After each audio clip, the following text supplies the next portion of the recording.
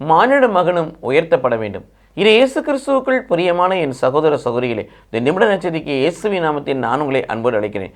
மானிட மகனும் உயர்த்தப்பட வேண்டும். எண்ணிக்கை நூல் 21ஆம் அதிகாரத்தில் வாசிக்கின்ற பொழுது வெண்கல பாம்பை ஒன்றை செய்து கோலிலே பிடித்து அதை உயர்த்திப்படி உயர்த்தப்பட்ட வெண்கல பாம்பை உற்று நோக்கி பார்த்த யாவரும், பாம்பினால் கடிக்கப்பட்ட யாவரும் பிடித்துக் கொள்வார்கள். அது வெண்கல பாம்பு, பாம்பினால் படிக்கப்பட்டவர்கள் உயிர் பெறும்படியாக இந்த நிகழ்வு.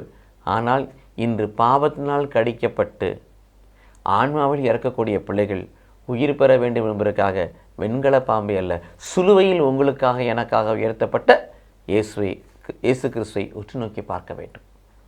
அவரை பார்க்கின்ற பொழுது அவருடைய பாடுகள், அவருடைய மரணங்கள், அவருடைய இரத்தம் நம் பாவங்களை கழுவும், சாபத்தை நீக்கும், நிறைய வாழ்வை கொடுக்கும். ஆகவே சிலுவையில் உயர்த்தப்பட்ட இயேசுவை உற்று நோக்கி பார்ப்போம். அவரை நோக்குங்கள், மகிழ்ச்சி அடைவீர்கள் என்று திருப்பாடல் 34:5 வாசிப்பது போல அவரை நோக்குங்கள், மகிழ்ச்சி அடைவீர்கள், வெட்கத்தால் தலைகுனிய மாட்டீர்கள். அத்தகைய அனுபவம் உங்களுக்குள்ளும் எனக்குள் இருக்க சிலுவையில் உயர்த்தப்பட்ட ஆண்டவராக இயேசு கிறிஸ்துவை கண்முன் நிறுத்தி அவரே நோக்கி பார்க்கிற பிள்ளைகளாய், உலகத்தை நோக்காத பிள்ளைகளாய் மாறுவோம். கடவுள் நம்மை ஆசீர்வதிப்பாராக. ஆமென்.